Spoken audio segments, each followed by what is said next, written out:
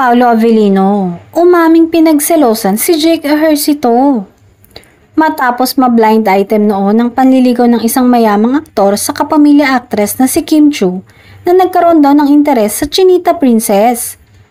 Pinulutan sa blind item ang isang hindi pinangalanang karakter sa isang post tungkol sa isang nagpaandar na rich actor dahil nabuking na may crush daw ito sa isa sa nasabing mga aktres.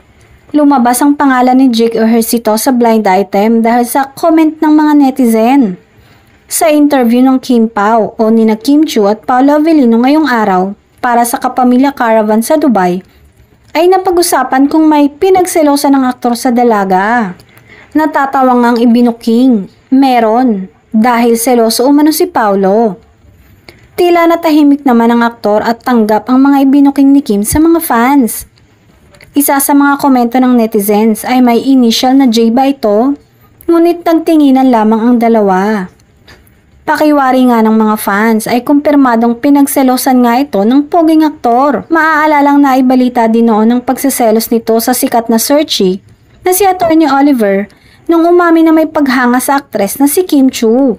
Kaya simula noon ay halos araw-araw na kong ihatid at sunduin ng aktor si Kim sa programang It's Showtime.